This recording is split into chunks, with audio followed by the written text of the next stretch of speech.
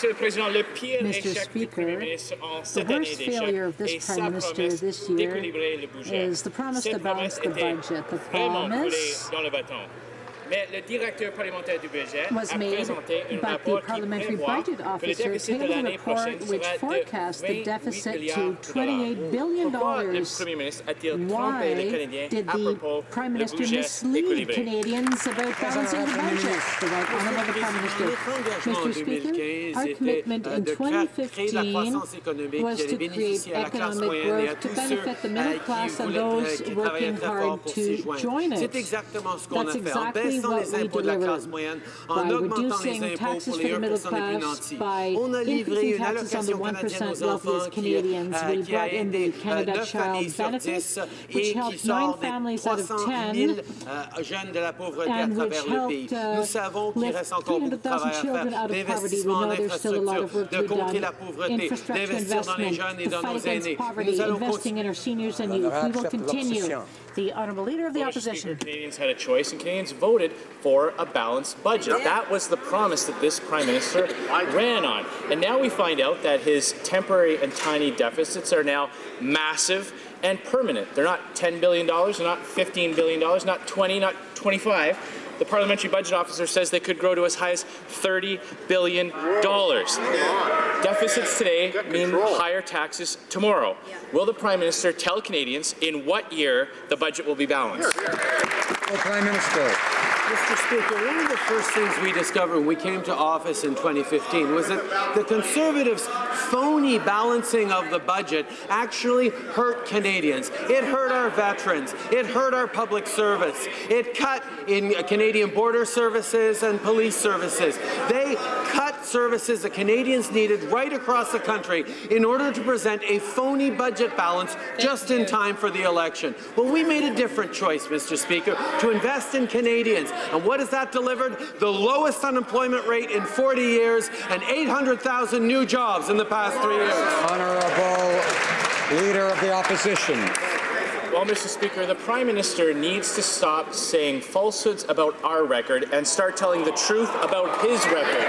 It was the Conservative government that left a balanced budget. You know how we know it was balanced, Mr. Speaker? Because the Finance Department said it was. His own minister's department told Canadians that the budget was balanced. We did it while lowering taxes and protecting core services for Canadians. But his reckless deficits are putting social services under great pressure. In less than 5 years, more tax dollars will go to the interest on the debt than is currently being spent on health care. When will the budget be balanced? Right Honourable Prime Minister.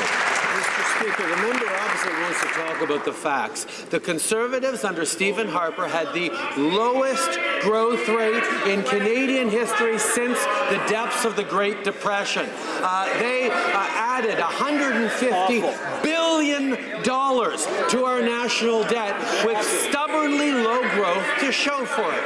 We made a different choice, and Mr. Speaker, Canadians supported us in investing in communities, in investing in the middle class, instead of giving tax boutique credits to the wealthiest Canadians. We focus on growing the economy for everyone. And Honourable Leader of the Opposition. Well, Mr. Speaker, what the Prime Minister is trying to do is distract from his terrible record by saying things that just aren't true. The Conservative government protected Canada's economy through the worst global recession since the 1920s. We did it while cutting taxes and bringing Canada back to balance. But what he has done is racked up massive amounts of new debt. He inherited a great fortune, a perfect situation for the Canadian economy, a balanced budget and a booming global economy. He has squandered that and blown through the savings. When will the budget be balanced? Right Honourable Prime Minister. Mr. Speaker, this is very interesting. What we see from the Conservatives is a doubling down on Stephen Harper's economic plan, the plan that Canadians soundly rejected in 2015, giving tax breaks to the wealthiest, cutting things like veteran services, health care for refugees, eliminating the long-form census. These are the things that the Harper government did that they are once again running on, Mr. Speaker. They have no real plan for the economy. We have created 800,000 new jobs and have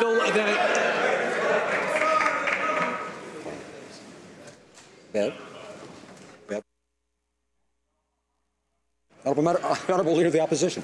Mr. Speaker, what the Prime Minister is trying to do is double down on a failed plan of higher taxes and massive deficits, threatening Canadians as we head into difficult economic headwinds. In fact, the IMF said today that there are significant risks that he is worried Canada is not prepared for. But it's not a surprise that the Prime Minister is not worried. He's never had to worry about money. So he doesn't worry about what happens to Canadians when he blows through their savings. When will the Prime Minister understand that the federal budget is not a trust fund for his disposal? Right Honourable Prime Minister.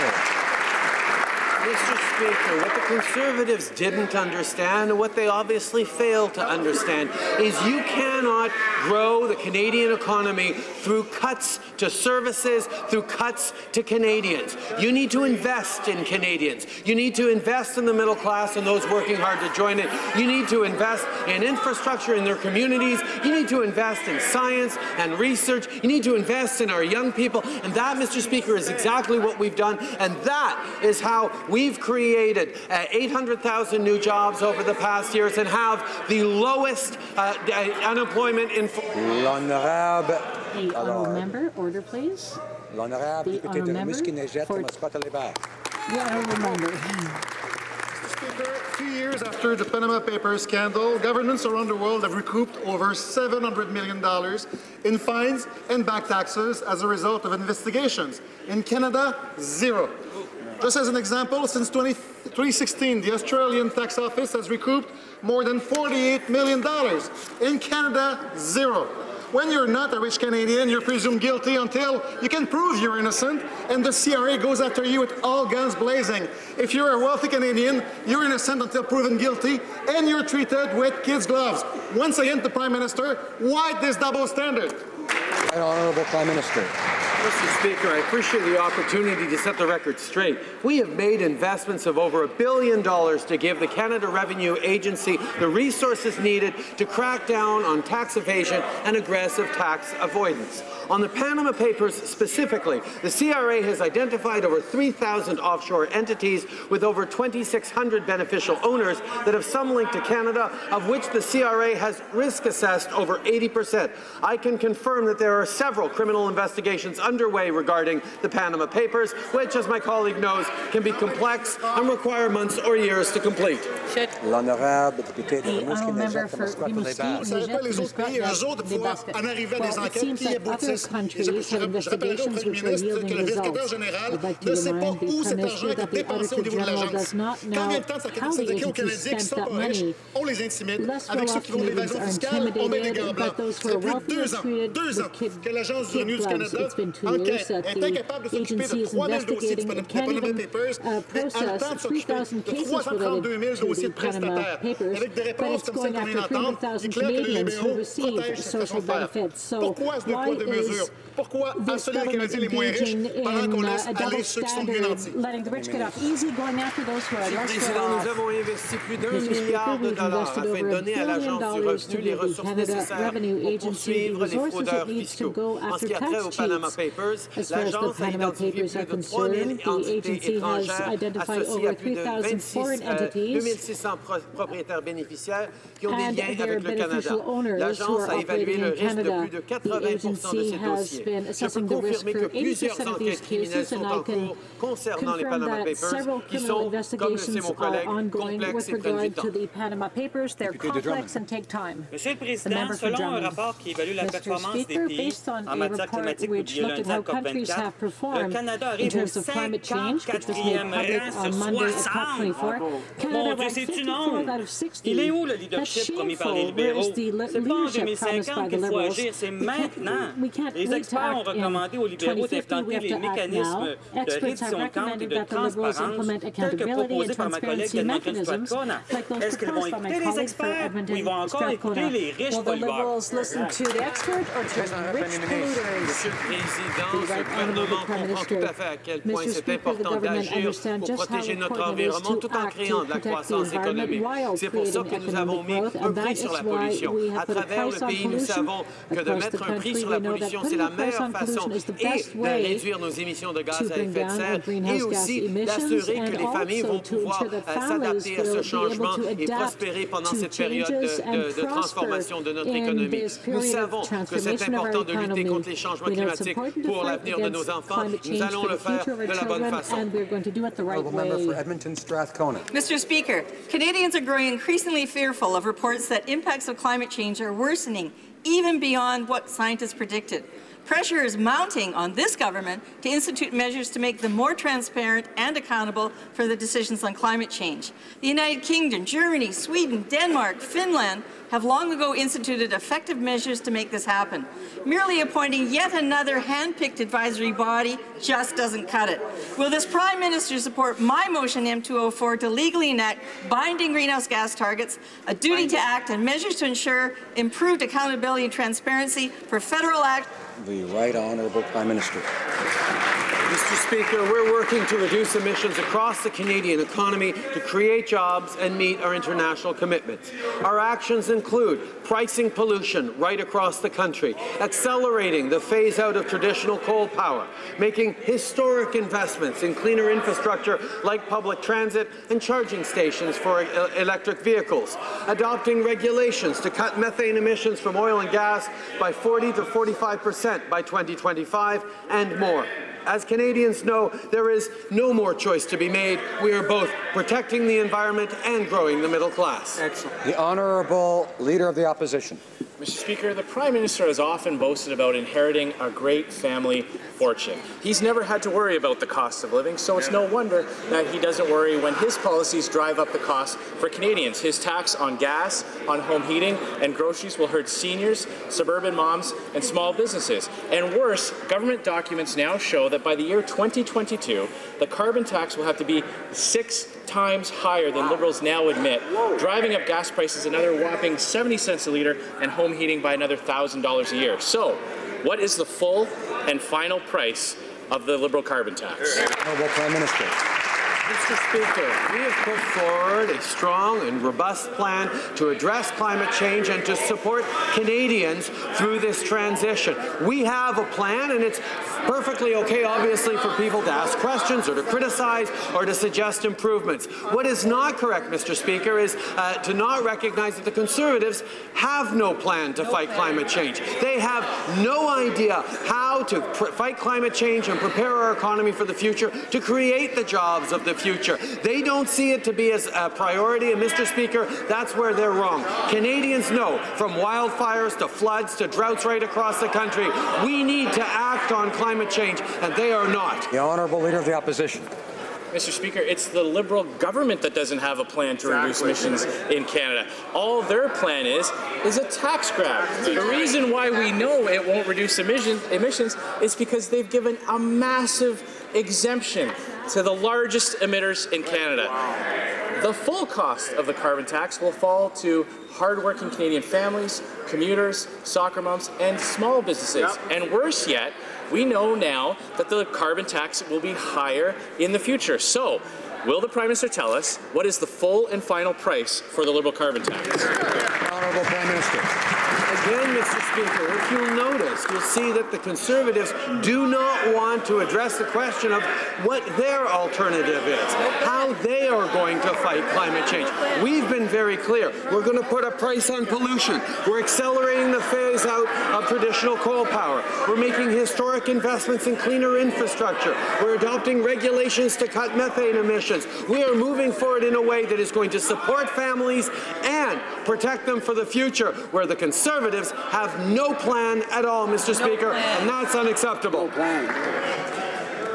Order, order. All members know that each side will have another chance to take part in this question and answer during question period, this process of debate. So I'd ask colleagues to try to be patient and wait for their turn. The Honourable Leader of the Opposition. Mr. Speaker, it's the Liberal government that has put a price of 0 for the largest emitters in Canada. They have granted a huge exemption to large emitters that can afford to hire lobbyists to get a special deal. Hard-working Canadian families, commuters, have to bear the full brunt of this Liberal carbon tax. And now we find out that the carbon tax will have to be even higher in the future. So if the Prime Minister claims that he doesn't mind getting questions, will he answer the simple question, what is the full and final cost of his carbon tax? Prime Minister. Mr. Speaker, unlike the Conservatives, we believe that emissions need to go down and that we need to continue creating good middle-class jobs for Canadians. So what the Conservatives are saying is actually factually wrong. We have set a target for industry to reduce pollution. If they fail to meet that target, they pay the price. If they do better, for example, through innovation, they are rewarded. Our plan will also give money directly to households where the federal backstop applies. The only mystery here is why the Conservatives refuse to have a plan themselves. Order. The Honourable Leader of the Opposition. Speaker, they've granted a huge exemption. That is from their own documents. And when a company goes over that target, they don't pay a tax, they can purchase offsets. So they have come up with a scheme that allows the country's largest emitters to avoid paying the carbon tax. But that special deal is not available to hardworking Canadian families, commuters, suburban moms, or small and medium-sized businesses who have to pay the full brunt. We know what the costs are going to be today. What will the full and final cost be for the carbon tax in the future? Honourable Prime Minister. Mr. Speaker, there are two reasons why the Conservatives are so worked up about our plan. First of all, they have no plan that they can talk about. And secondly, in provinces where the federal backstop applies, Canadian households will be receiving more from the climate action incentive than the cost of pricing pollution. That means that the ones who will pay are the companies who pollute the most. Conservatives like Stephen Harper and Doug Ford and this current leader are so ideologically against any environmental protection, they want to take that money away from Canadians. While Conservatives want to make pollution free again, we're putting it...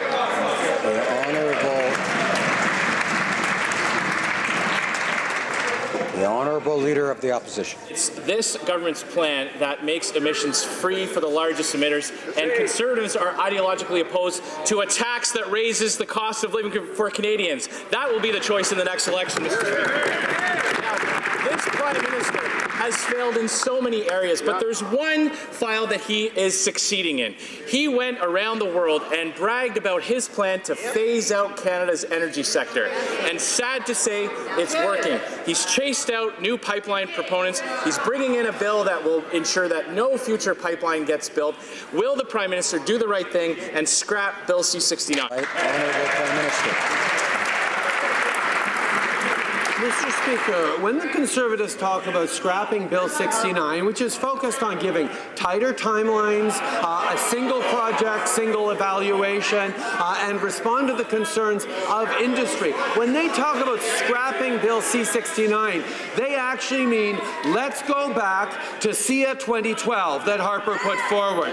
That was an absolute failure for industry. It was a failure in getting anything built, and it would be a disaster for the oil and gas industry, like for industries right across this country. We will not do that.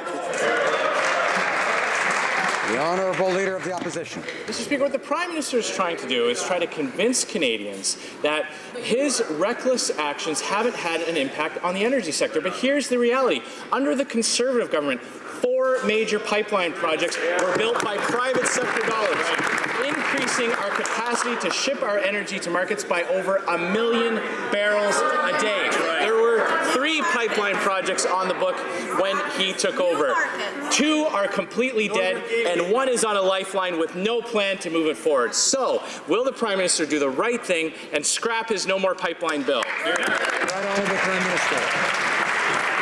Mr. Speaker, we've known for a long time, listening to the energy, that their #1 priority is getting our oil resources to markets other than the United States. That has been something they have asked for a long time. Stephen Harper and his Conservatives worked very, very hard to try and get that done, and they didn't get it done for 10 years, Mr. Speaker. We are moving forward in a significant way, in the right way, understanding that working with environmental groups, respecting community interests, partnering with Indigenous peoples is the only way to get things done right.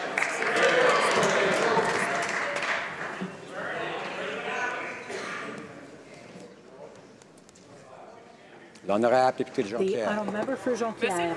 Mr. Speaker, the Liberals claim they're working for the middle class, but they always end up taking the side of corporations. They forced Canada Post employees back to work. They gave Bombardier our money without strings attached. Lowe's purchased all now without the government asking for any type of guarantee, and they're not requiring local content quotas for Via Rail's fleet renewal contract with went to Siemens. Why are they abandoning our middle-class workers? Très honorable Premier ministre.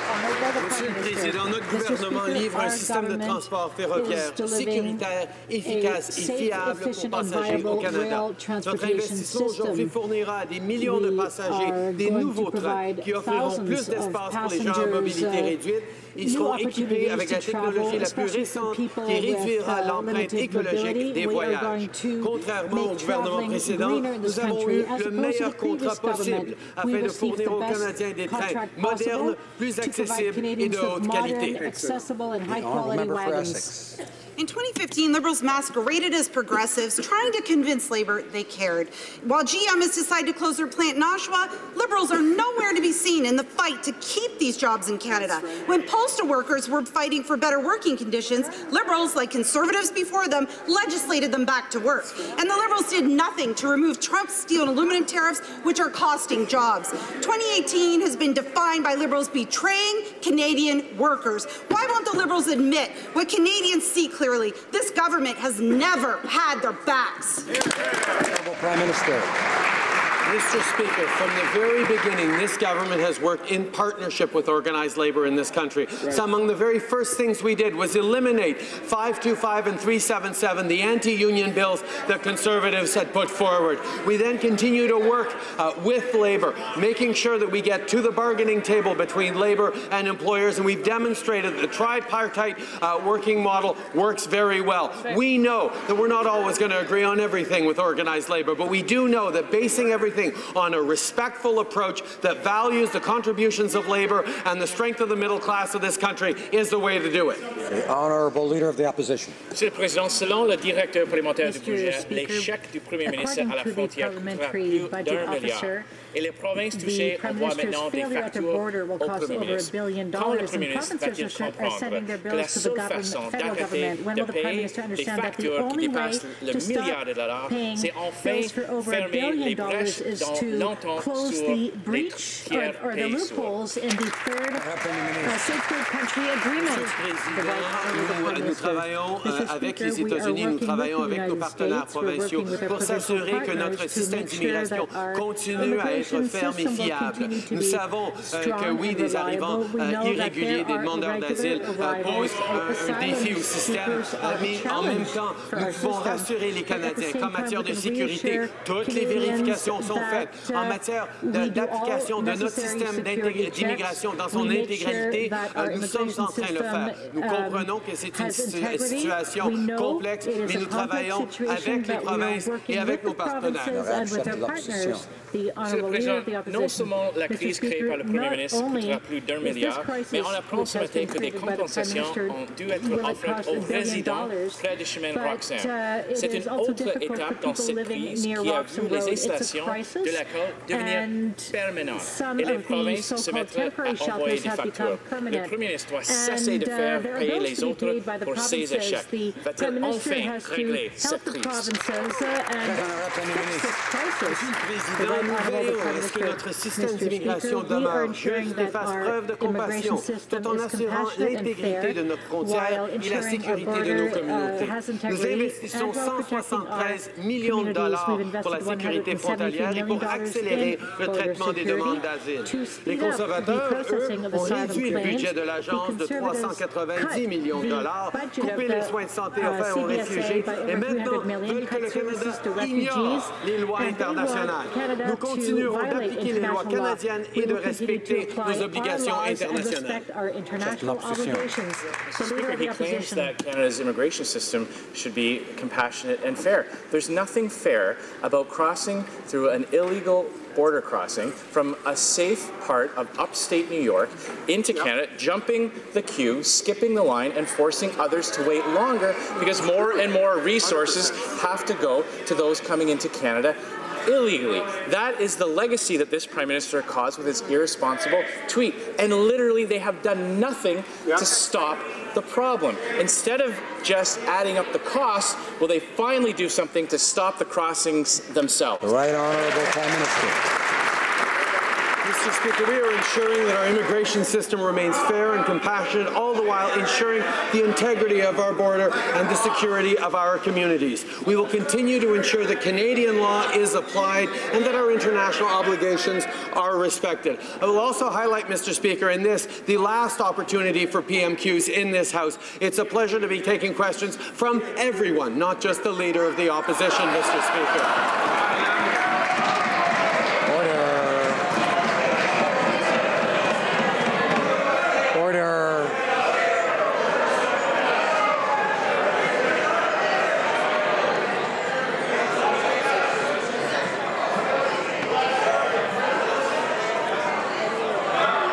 I think members want to hear the next question.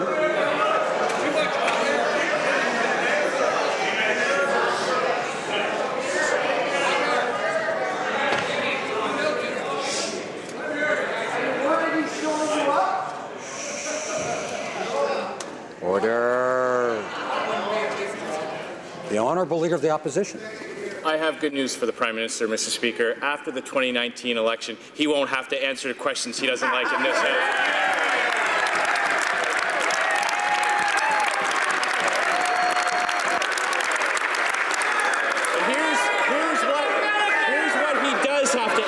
Mr. Speaker, he has to answer for the fact that he has done absolutely nothing to stop the illegal border crossings into our country. Now, he can try to hide the truth and say things that aren't true. He knows it was the Conservative government that added 26% worth of Canada service agents at our borders. It's Conservatives who are proposing real solutions to solve this problem. When will he do something about it? Yeah. The Right Honourable Prime Minister. Mr. Speaker, I look forward to the opportunity to present our plan to Canadians next year in the federal election, and look forward to going against what seems to be the Harper Conservative platform once again. Mr. Speaker, the Harper Conservatives cut $390 million.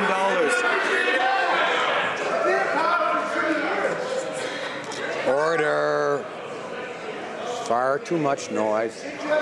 I know everyone's excited about Christmas after the poem and all that, but we need to calm down and hear each other, even if we don't like what may be said by the other side sometimes.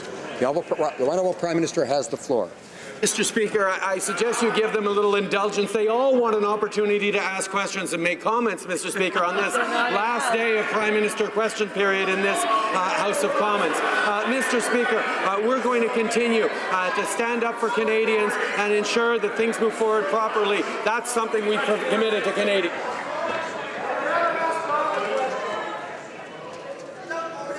L'honorable député.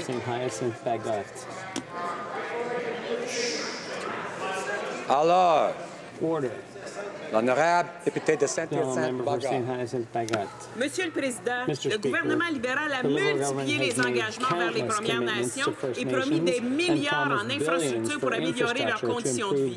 Pourtant, de nombreuses communautés autochtones n'ont pas accès à une eau potable de qualité et n'y auront pas accès avant 2021. C'est inacceptable.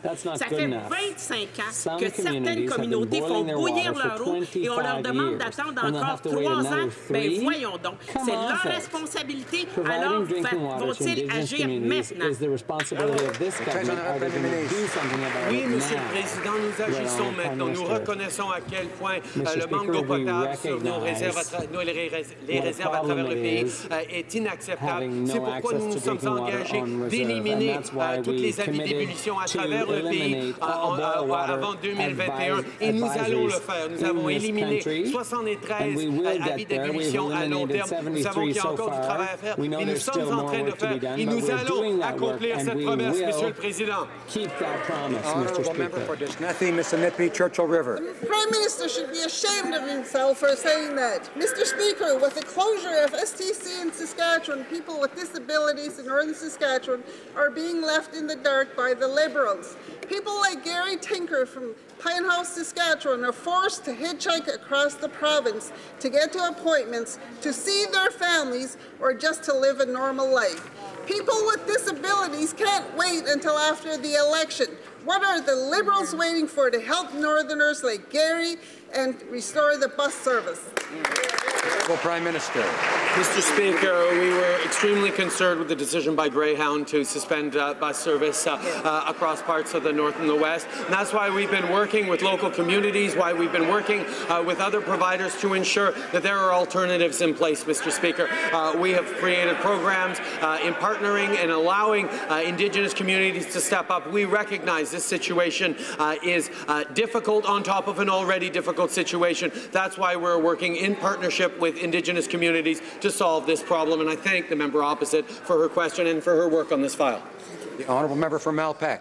Thank you, Mr. Speaker. In 2016, our government reached an historic agreement with the provinces and territories to expand the Canada Pension Plan to protect income security for pensioners. That CPP expansion is supposed to begin this year, but the Conservative Party opposes that expansion, which will allow greater security for pensioners. Will the Prime Minister assure the House, despite the opposition from the Conservatives, that the CPP will be expanded as intended? Honourable Prime Minister. Mr. Speaker, I want to start by thanking the member from Malpeque for his hard work as chair of the Finance Committee and his extraordinary service to this House and to Canada. We worked with the provinces and territories to reach a historic agreement which will help ensure Canadians get the secure and dignified retirement they deserve. The enhanced Canada Pension Plan will mean Canadians receive up to $7,000 more per year when they retire. This means that more Canadians will be able to actually retire at age 65. Despite the Conservative opposition, we are moving forward with the CPP expansion to make sure Canadians have a secure retirement. Honourable Leader of the Opposition. Monsieur le Président, le couronnement de l'année des chefs du Premier ministre doit être sans entente catastrophique sur l'ALENA, avec sa longue liste de concessions, notamment sur le secteur automobile, les médicaments d'ordonnance et les produits laitiers. L'entente est tellement mauvaise que le principal conseiller économique de Donald Trump a dit que le Canada a donné généreusement. Pourquoi le Premier ministre n'a-t-il pas obtenu l'élimination des tarifs sur l'acier et l'aluminium pendant les négociations de l'ALENA? During the negotiations, Le début des négociations de l'ALENA a toujours été de conclure un bon accord pour le Canada. Et c'est exactement ce que nous avons fait. Cet accord protégera les plus de 2 milliards de dollars par jour en échange à la frontière, permettra l'accès sans tarif à plus de 70% des exportations canadiennes et améliorera les opportunités pour les Canadiens. Cet accord rend les règles plus justes pour l'industrie automobile, conserve le mécanisme binational de résolution de conflits et conserve la gestion de l'offre. Alors que les conservateurs voulaient suivre les conseils de Stephen Harper et signer n'importe Mr. Speaker, the Prime Minister didn't say he would go to Washington to get a good deal. He said he would go and get a better deal. But let's look at the deal he got. He uses the word capitulate. It was the Liberals who capitulated on dairy, signing away market access and preventing our farmers from exporting. It's the Liberals who agreed to a cap on auto exports. They agreed to adopt Donald Trump's pharmaceutical regime, increasing costs for Canadian patients. Now, after giving all that away to Donald Trump, did the Prime Minister get any assurances on when steel and aluminum tariffs would finally be lifted? Right Honourable Prime Minister. Mr. Speaker, I want to take a moment once again to thank all the Canadians from across the country, including of different ideologies, including some Conservatives, who worked hard to negotiate the right deal for Canada. We can be assured that this was a deal that continues to secure our access to our most important trading partner at a time of uncertainty and unpredictability from that trading partner. We got rid of the ratchet clause, which infringed upon our sovereignty by preventing our government from controlling access to our energy resources. We kept Chapter 19. The cultural exemption will apply to digital programs. The member for Selkirk, Interlake, Eastman, I think will do well to restrain himself a bit. Order. The Honourable Leader of the Opposition. I am convinced the Prime Minister had to Google what the ratchet clause was before he could even list that.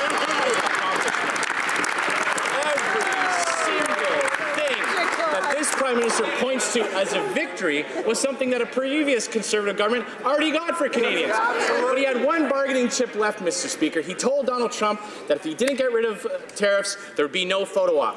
Well, the Donald called his bluff. And he knew that the Prime Minister couldn't resist another photo being taken. And there he was, signing along with the rest of the leaders. Now, in exchange for taking his picture with Donald Trump, did he get an end to the steel and aluminum tariffs? The Right Honourable Prime Minister. Mr. Speaker, it's wonderful to be able to look into this space and see every seat filled. And I know there may be a few people here who are here for the first time. And let me tell you, the Conservative benches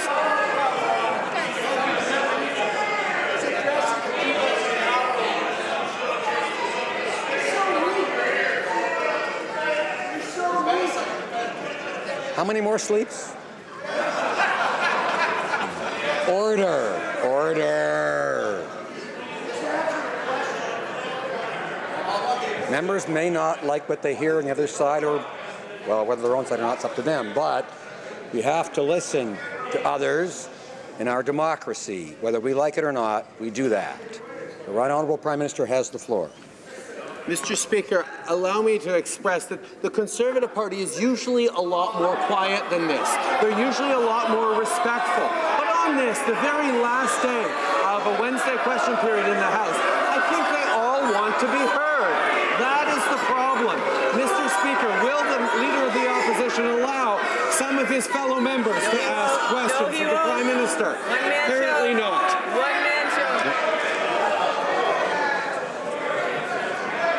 The Honourable Order.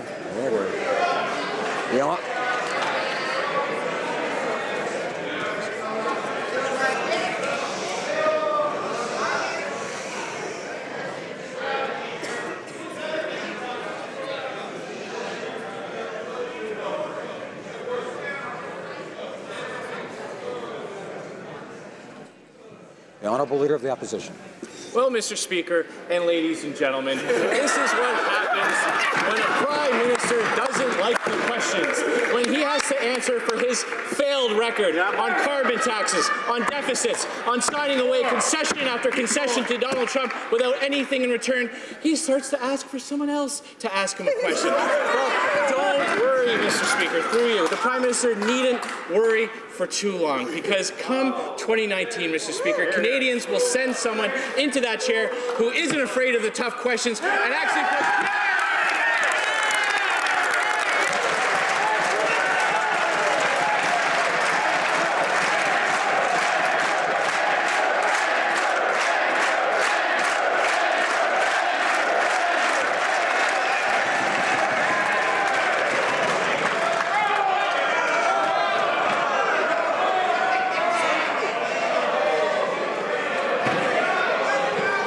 Maybe we'll all start caroling next, right? The Right Honourable Prime Minister. Mr. Speaker, after 10 years of Stephen Harper's government, we step forward with a fresh plan to invest in Canadians, to invest in communities. And that plan, Mr. Speaker, is working. Over 800,000 new jobs over the past 3 years, the lowest unemployment rate in over 40 years. Canadians are more confident about the future, looking to their kids' future with optimism. We have a plan on climate change. We are taking action on building a stronger future. Mr. Speaker, the Conservatives have only a failed plan to fall back on because they are presenting no new ideas of their own, Mr. Speaker. Honourable Member for Vancouver East. Lisa Montagna and her family arrived in Canada in 2012, fleeing violence and extortion in Colombia. As a legacy case, they've been in limbo for 6 years. Louisa is married to a Canadian, and their son Thomas was born in Canada. The family of 7 is fully integrated and thriving. Violence in Colombia has displaced millions, and Canadian government has issued an alert to avoid travel there. But this family is being deported on Christmas Eve. This is a cruel way for the minister to meet his quota to deport 10,000 asylum seekers. Will the Prime Minister direct his ministers to intervene? The Right Honourable Prime Minister. Mr. Speaker, Canada has an immigration system that is based on rules and principles, and we follow those rules. Canadians are among the few people on this planet who are, as a whole, generally positively inclined towards immigration because they know our system works. Our system is based on rules and procedures and processes. We know that sometimes the decisions can be difficult, and we will, of course, take a look at all files on compassionate grounds, but we will continue to apply our immigration system based on the rules and the facts of the cases. Honourable member for Windsor West. My answer lets a nation and a family down. Yes. Canadians are subjected to unfair internet data overcharges, restrictions when switching internet providers, and misleading aggressive telecom practices. Yep. The CRTC says they want to establish a consumer internet code of conduct, but they fail to provide sufficient time for consumer groups and the public. Wow. The result, a boycotted and broken system.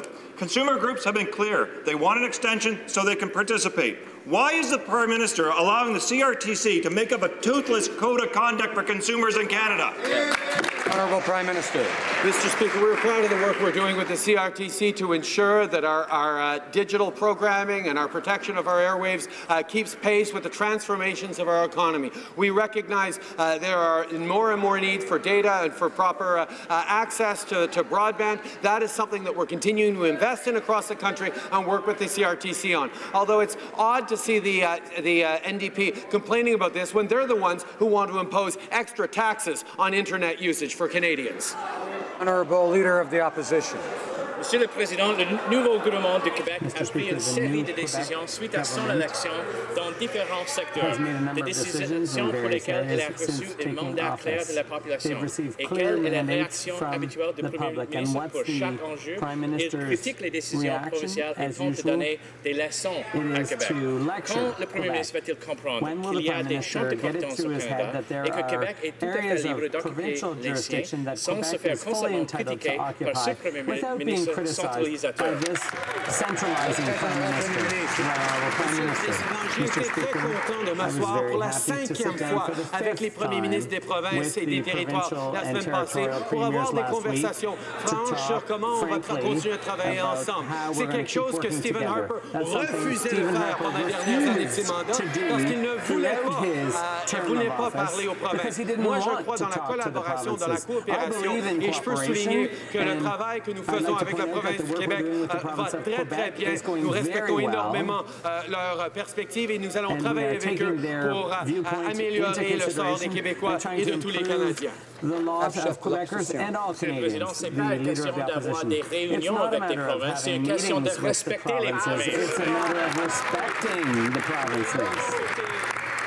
De Fleuve à Lévis, les travailleurs de chantier Lévis ont livré dans les coûts et selon les chantiers, la ravitailleur Astérix. Nos brèves hommes et femmes en uniforme ont besoin de notre ravitailleur, l'Obélix, que le chantier Lévis est prêt à construire demain matin.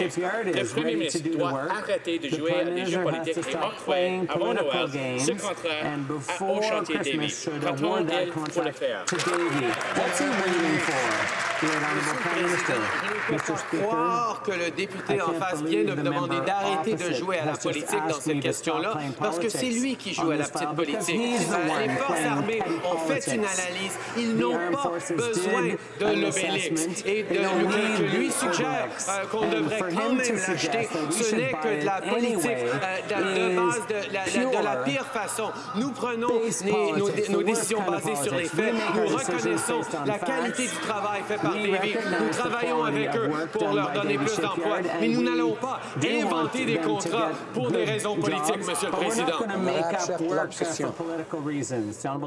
Je dis ça à nos hommes et femmes dans la force armée et à les travailleurs de Lévis, Monsieur le Président. Mais quand on regarde l'entendu des échecs du Premier ministre, on constate qu'il échoue à traiter les provinces comme des partenaires. Il agit plutôt comme tout bon libéral de façon paternaliste et centralisatrice. Le nouveau gouvernement de Québec a identifié le troisième lien à l'Est comme une priorité pour répondre aux problèmes de mobilité dont la vieille capitale. For Le dealing Premier with ministre peut-il mobility enfin in s'engager à the être old un capital? partenaire Is the Prime fiable Minister dans willing ce to projet? partner around that project for Quebec Record en infrastructure au cours des 3 dernières années, on a démontré qu'on est là pour être des partenaires. Mais je peux vous dire, Monsieur le Président, le projet dont parle le député en face n'existe pas encore. C'est une idée. Qu'ils soumettent une proposition, un plan, et on va tout à fait le regarder, Monsieur le Président. Nous sommes là pour ça. Mais il ne faut pas, encore une fois, inventer des projets pour des causes politiques. Nous, on va faire les choix basés sur des faits, sur des vrais projets qui sont présentés, et le troisième lien n'est pas à ce niveau-là encore. Quand il le sera, on travaillera avec eux. Honourable member for Vancouver Centre. Order. Mr. Speaker, our Prime Minister grew up in British Columbia and knows that the southern resident killer whale is iconic to the people of our province. Sadly, these marine mammals face significant threats to their survival. For 10 years, the Harper government failed to take any measures to protect the environment that actually sustains species hoppers. Our government has a plan. Can the Prime Minister update British Columbians on our most recent initiative to save the precious species? The Right Honourable Prime Minister. I'd like to thank the Honourable Member for Vancouver Centre for her hard work and for her extraordinary service to our country. We recognise that a strong economy and a clean environment go hand in hand, and that we must grow our economy responsibly.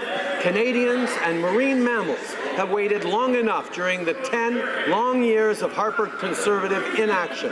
That's why, in Budget 2018, we announced concrete action to fix this problem. We will now have the needed and enforceable tools to address immediate and long-term threats to the marine environment, including marine mammals and the southern resident killer whale.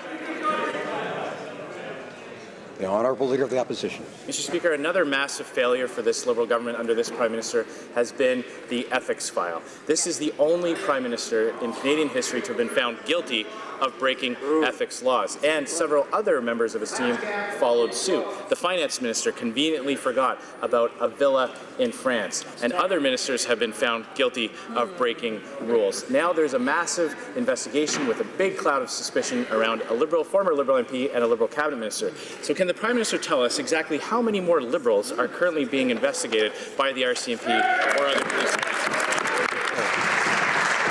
Mr. Speaker, the member opposite just got censured by the Ethics Commissioner for having told one of his members to break the ethics rules. Mr. Speaker, we will take no lessons on ethics from them or from the legacy of 10 years of how shall I say it, the kinds of practices that were all too common under the Harper Conservatives, Mr. Speaker. The Honourable Order. Now, the member for Banff Airdrie will come to order, please. We each have our turns. We wait for our turns. And now it's the turn, and the Prime Minister will wait his turn also. It's now the turn of the Honourable Member for Esquimalt. Order. Esquimalt Saanich Sooke. Yeah. Mr. Speaker, the number of Canadians being infected with HIV is once again rising rapidly among young gay men and has reached epidemic proportions in Indigenous communities. Yet the Liberals have cut funding to many frontline HIV agencies and failed to increase access to testing when we know that knowing your status is the key to reducing new infections. Will the Liberal government move quickly to approve home testing kits for sale in pharmacies to help reach all men who have sex with men, and work with the provinces to ensure that testing is widely available without needing to see a doctor first? The Honourable Prime Minister. Mr. Speaker, we know that we've made strong strides forward in the fight against HIV/AIDS, but we do know that there is much more to do. That is why Health Canada is working with our provincial partners to ensure that there are even more ways for Canadians to stay safe, more ways for Canadians to counter this terrible epidemic that we know continues despite all the efforts that we and others are putting forward to counter it. We understand, as always, there is more to do, and we look forward to working with the member opposite and all members in this House to continue to address this terrible challenge. The Honourable Member for West Nova. Merci, Monsieur le Président. Le sud-ouest de la Nouvelle-Écosse dépend de nos pêches et c'est pourquoi j'étais heureux d'apprendre la semaine dernière le ministre de Pêche annoncé plus de 18 millions de dollars par l'entreprise du Fonds des pêches de l'Atlantique qui permettra de faire des investissements dans l'aquaculture, les sciences, l'innovation, ainsi que la recherche et le développement. Le Premier ministre pourra-t-il présenter les mesures prises par notre gouvernement pour appuyer les pêches partout au Canada?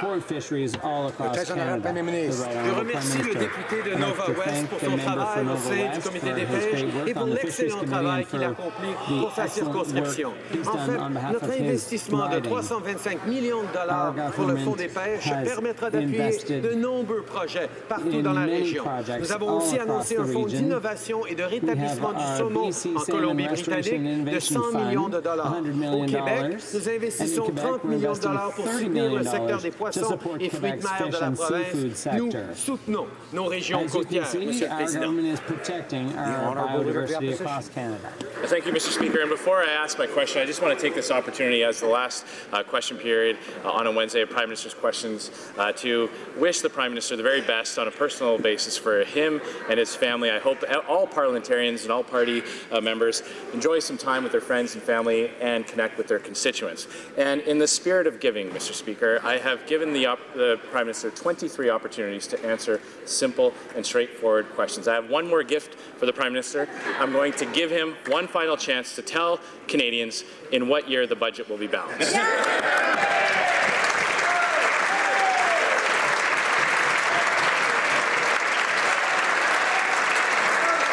Unwrap that, right? The Right Honourable Prime Minister. Mr. Speaker, I appreciate the member opposite's kind words. I wish him and his family, indeed all members in this House, a happy and safe and Merry Christmas and happy holidays. We know that this is a time of the year when we are a long way from our families. We still have a couple more days at least of work to do in this House. So we know that the days grow longer, the days grow shorter, but the time seems to grow longer. Mr. Speaker, we've put forward a fiscally responsible plan that is growing the economy the way Canadians expect us to. We will keep working on creating jobs and growing the economy for all Canadians.